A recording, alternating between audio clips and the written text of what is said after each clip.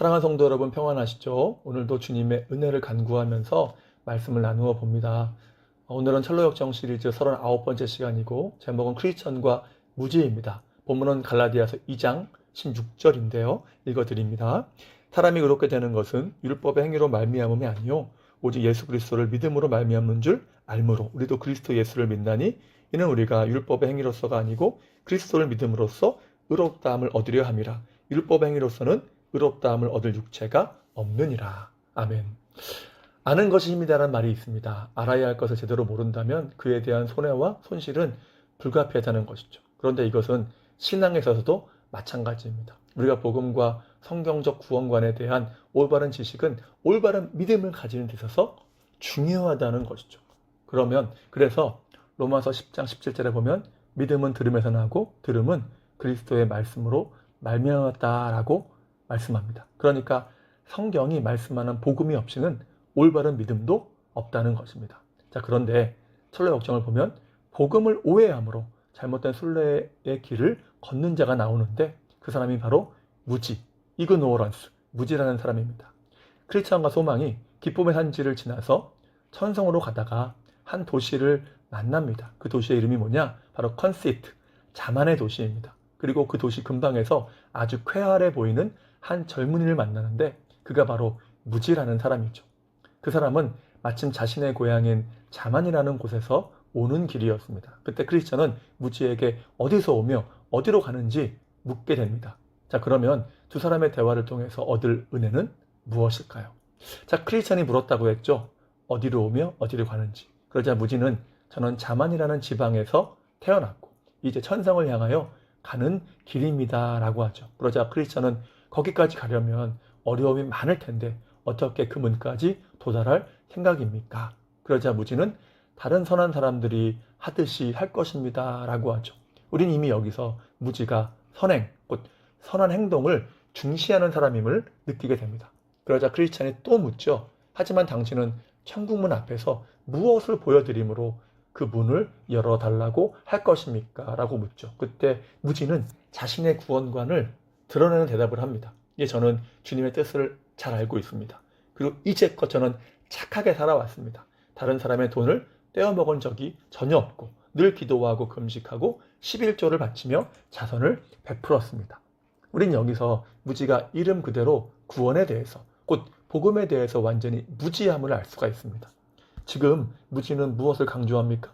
자신의 행위와 선행을 강조하는 거죠. 그러나 본문은 우리의 선행과 행위는 의롭다함을 받는 것, 곧 구원을 받는 데는 그 어떠한 공헌도 할 수 없음을 말씀합니다. 그래서 상반절에 사람이 의롭게 되는 것이 율법의 행위로 말미암음이 아니오라고 하고 하반절에 율법의 행위로는 의롭다함을 얻을 육체가 없느니라 라고 하는 것이죠.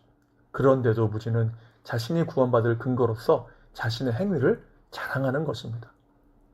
그러나 성경은 분명하게 행위나 선행을 통해서는 의롭다함을 얻을 수 없음을 증거합니다. 왜입니까? 의인은 없나니 하나도 없기 때문이며 전적 타락이라는 비참함 가운데 놓인 인간에게 칭의, 곧 구원은 오직 선물로 주어지는 것이기 때문입니다. 물론 우리가 전적으로 타락했다고 해서 어떠한 선한 일도 필요한 일들도 못한다는 것은 아닙니다. 여러분, 세상에 안 믿는 사람들 중에서도 저 사람은 정말 내가 못 따라가겠다 싶을 정도로 선하고 관대한 사람들도 있는 것이죠. 그러나 그러한 사람들을 포함해서 어떠한 사람도 구원이라고 하는 특별 은총적인 면에 있어서는 전적으로 무능하다는 것입니다. 그럼에도 무지는 자신의 행위를 자랑하면서 그것을 통해서 의롭게 되는 것처럼 말했다는 거죠. 자, 그런데 무지를 보면 생각나는 성경의 인물이 있습니다. 누구입니까? 마태복음 19장에 보면 나오는 부자 청년입니다. 하루는 부자 청년이 예수님께 묻습니다.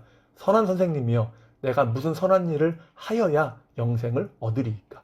이미 이 질문에서 이 청년은 율법주의자임을 알 수 있습니다. 왜입니까? 우리가 어떤 일을 함으로 영생을 얻는 것이 아니기 때문입니다.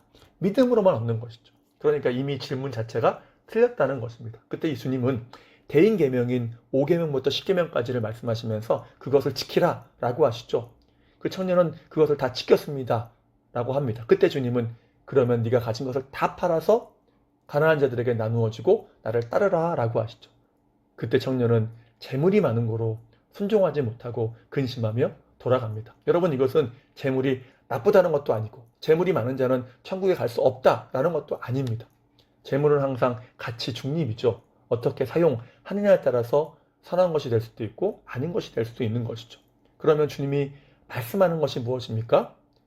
그것은 청년이 모든 계명을 다 지켰다고 하지만 이미 제1계명부터 어기고 있다는 것입니다. 그는 지금 하나님이 아닌 재물이라고 하는 신을 섬기고 있다는 것이죠. 결국 무엇인가를 행함으로, 곧 행위로 구원을 받으려고 하는 그 자체가 불가능하고 틀렸음을 말씀하는 것입니다. 때문에 사람은 자만하거나 자랑할 수 없습니다. 문제는 율법주의자들은 자기의 의나 공로를 자랑한다는 것이죠.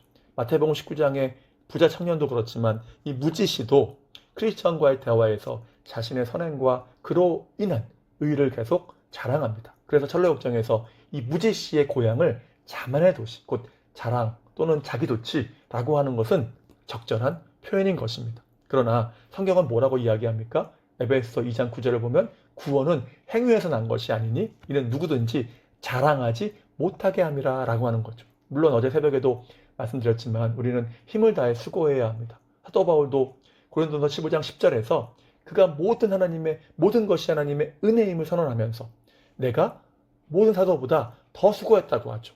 우리가 헌신하고 수고하는 것은 필요한 것이고 귀한 것입니다. 우리에게 이러한 거룩한 욕심은 굉장히 중요한 것이죠. 그리고 하나님은 믿음을 용납하실 뿐만 아니라 우리의 헌신과 수고라는 행위까지 용납하십니다. 그래서 모든 것이 주님이 주신 힘과 능력으로 하는 것이지만 그 믿음의 행위를 귀하게 보시고 가치를 부여하심으로 칭찬하시고 상급을 주시는 것입니다. 그래서 우리 하나님은 너무나 좋은 분이시죠.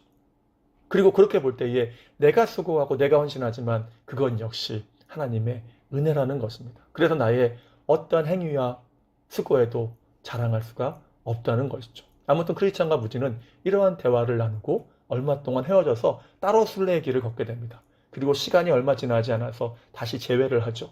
그리고 다시 무지는 크리스찬에게 이야기합니다. 자신의 마음은 선한 마음이라고. 그때 크리스찬은 그것을 어떻게 입증할 수 있느냐 묻습니다. 그러자 무지는 저의 마음과 행동이 잘 일치됩니다. 그렇게 저의 소망은 든든한 근거를 갖고 있습니다 라고 이야기합니다. 그러나 크리스찬은 누가 당신의 마음과 행동이 잘 일치된다고 했습니까? 라고 또 묻습니다. 그러자 무지는 제 마음이 제게 말해 주었습니다 라고 말합니다. 바로 그때 크리스찬은 당신의 생각이 틀렸다고 하면서 하는 말이 무엇이냐? 오직 우리의 마음의 선함의 여부는 말씀을 통해서만, 하나님의 말씀을 통해서만 판단할 수 있다고 이야기하는 것입니다. 이것이 우리에게도 잘 와닿는 말씀이죠. 어느 것이 진리인지 모르는, 곧 절대 진리가 사라진 포스트 모더니즘 시대 속에서 말씀이 아니라면 어떠한 것이 하나님이 기뻐하실지, 하나님의 뜻에 부합되는지, 그리고 선한 것인지 판단하기가 어렵다는 것이죠. 그래서 말씀은 중요한 것입니다. 자, 그러면서 크리스찬은 또 말합니다. 선한 생각이라고 하는 것은 하나님의 말씀과 일치되게 생각하는 것이다 라고 이야기하는 거죠. 그러면 크리스찬이 강조하는 하나님의 말씀과 일치되는 생각은 무엇입니까? 그것은 인간의 죄악된 본성에 관한 것입니다. 로마서 3장 10절에 의인은 없나니 하나도 없으며 창세기 6장 5절에 사람의 마음으로 생각하는 모든 계획이 항상 악할 뿐이다 라고 하는 말씀이죠. 우리 자신에 대한 이러한 생각들이 선한 생각이라고 하는 것을 말씀하는 겁니다. 결국 우리가 원래는 죄악으로 멸망받을 죄인임을, 그래서 그리스도의 십자가가 필요하다는 것을 생각하는 것이 선한 생각이라고 하는 겁니다. 이것이 성경과 일치된 생각이라는 것이죠. 그렇기 때문에 우리에게 절대적으로 필요한 것이 무엇입니까? 바로 그리스도가 필요하다는 것입니다. 그리스도가 없이는 살아도 죽어도 비참함 밖에 없다는 것이 성경이 말하는 인간의 실존이라는 것이죠. 그리스도의 십자가가 필요하다는 겁니다. 그럼에도 무지는 또 이야기합니다. 저는 그리스도께서 죄인들을 위해 죽으셨음을 믿습니다. 그리고 그의 율법에 대한 저의 순종을 은혜롭게 받아주심으로써 저를 하나님 앞에서 의롭다 하시고 저주에서 건져주실 것을 믿습니다 라고 이야기합니다. 여기서 무지의 그 구원과는 여실히 드러납니다. 그도 그리스도의 십자가가, 그 은혜가 필요하다고 이야기하죠. 그러나 그것으로 충분하지 않다는 겁니다. 거기에 무엇인가를 더해야 되는데 그것이 무엇이냐? 바로 자신의 순종과 선한 행위입니다. 한마디로 하나님의 어떤 하나님과 사람의 협력을 말하는 거죠. 그러나 성경은 전혀 그렇게 말씀하지 않습니다. 앞에서 말했듯이 구원에 있어서 우리는 단 1%의 기여도 할 수 없다는 것입니다. 여러분, 죽은 사람이 할 수 있는 것이 있습니까? 하나도 없는 것이죠. 미동도 할 수 없습니다. 그래서 에베소 2장 1절에서 말씀하지 않습니까? 허물과 죄로 죽었던, 그러니까 죽었던 우리를 십자가의 은혜로 살리신 것이죠.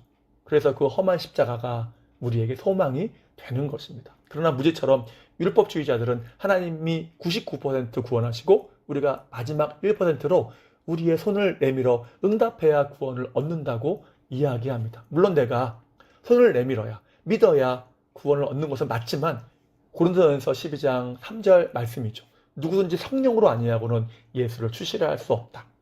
그러니까 성경은 1% 믿는 그것마저도 성령을 통해 주시는 은혜라고 말씀하는 것입니다. 결국 하나님의 100%의 은혜다. 구원이라고 하는 것은 하나님의 전적인 은혜다라고 말씀하는 것입니다. 자, 오늘 본문은 이름 그대로 구원에 관한 복음에 대해 모르는 이 무지의 율법주의를 철저하게 경계하고 있습니다. 이 갈라디아서는 바울의 아주 격앙된 마음의 표현으로 시작되죠. 다른 복음은 없다. 다른 복음을 전하는 자는 저주를 받을 것이다 라고 하면서 시작되는 것입니다. 왜냐하면 율법주의자들이 할례와 율법을 행해야만 구원을 얻을 수 있다고 이야기하면서 미혹했기 때문이죠. 그러나 갈라디아서 2장 21절 말씀처럼 율법을 행함으로 의롭다함을 얻는다면 그리스도는 헛되이 죽으셨다는 것입니다. 물론 율법이 필요한 것입니다. 적법하게만 쓴다면 선한 것이죠. 그러나 그것이 그러한 행함이 구원의 근거가 되지는 못한다는 것입니다. 그래서 우리 주 예수 그리스도의 십자가만이 소망이요 자랑거리가 되는 것이죠. 왜냐하면 이를 통해서만 우리는 하나님의 진노에서 벗어나고 영원한 생명과 구원을 받기 때문입니다. 그렇게 해서 우리는 구원을 받았다는 것이죠. 그러므로 이제 우리가 할 것은 우리 자신을 죄에 대해서는 죽은 자요 그리스도 예수 안에서 하나님께 대하여는 살아있는 자로 여기는 것입니다. 우리가 의롭다고 여겨지고 구원을 받았기 때문에 더 이상 죄의 권세에 종노릇할 수 없다는 것입니다. 그래서 로마서 6장 15절에 그런즉 어찌하리요 우리가 법 아래 있지 아니하고 은혜 아래 있으니 죄를 지으리요 그럴 수 없느니라 라고 합니다. 우리가 은혜로 구원을 받았으니까 마음대로 살아도 된다라고 하는 것은 잘못된 생각이며 악한 생각이라는 것입니다. 그래서 믿음으로 의롭다함을 얻었음을 강조하는 로마서도 11장까지는 이신칭의를 말하고 12장부터는 우리의 삶을 이야기하는 성화를 말씀하는 거죠. 갈라디아서 역시 마찬가지입니다. 4장까지는 이신칭의를 말하고 5장부터는 성화를 말하는 것입니다. 다시 말해서 믿음으로 구원받은 자에게는 성화라고 하는 행함의 열매가 나타나야 한다는 것입니다. 칭의에서 시작되는 것이 무엇이냐? 바로 성화라는 것이죠. 다시 얘기해서 칭의, 구원받았다면 성화의 열매는 반드시 나타나야 한다는 것입니다. 이제 말씀을 마무리합니다. 그렇다면 우리 중에 무지씨와 같은 내 나름대로의 신앙을 가지고 순례의 길을 가는 사람은 없습니까? 우리는 천국문 앞에서 그 문을 열어달라고 할 믿음의 증명서가 있냐는 것입니다. 오직 예수 그리스도만이 나의 구세주이며 주님의 십자가의 은혜로만 구원을 받았다고 하는 그런 믿음의 증명서가 있는지 살펴보아야만 할 것입니다. 그러므로 크리스천처럼 예수 그리스도만이 나의 소망으로 삼고 주님의 십자가의 은혜를 온전히 붙들고 나가는 믿음의 순례자가 되기를 소망하고 그 은혜로 구원을 받았으니까 구원받은 사람답게 날마다 주님의 말씀을 순종하며 성화를 이루어 가심으로 모든 그러한 순례의 길이 복되시기를 소망하고 그리고 이 모든 순례의 길을 주님의 은혜 가운데 완주하시고 주님을 만날 수 있는 그러한 삶 될 수 있기를 주님의 이름으로 축복합니다. 기도하겠습니다. 사랑과 은혜가 충만하신 하나님 감사합니다. 오늘도 우리가 믿음의 순례의 길을 걸어갑니다. 이러한 순례의 길에서 일평생 예수 그리스도만이 나의 구주시며 생명임을 잊지 않게 하옵소서. 우리의 구원은 오직 주님의 십자가를 통해서만 가능한 줄 믿사오니 날마다 험하지만 소망이 되는 십자가를 붙잡고 믿음의 길을 걸어갈 때에 승리하게 하시고 또한 은혜로 구원받았으니까 주신 말씀을 순종하는 가운데 주님을 닮아가는 성화의 삶을 살아가도록 주님 도와 주시옵소서. 우리 모든 성도의 삶을 지키시기를 소망합니다. 날마다 필요한 것으로 채우시며 믿음으로만 승리하도록 주님 도와주시고 함께하여 주시옵소서. 속히 모여 예배할 수 있는 그러한 또한 날이 오기를 소망합니다. 주님 긍휼히 여기시고 은혜로 함께 하시며 코로나19 끝나게 하셔서 모든 것이 일상으로 돌아갈 수 있는 축복 또한 허락하여 주시옵소서. 다시 한번 주님의 은혜를 간구하오며 예수님의 이름으로 기도하옵나이다. 아멘.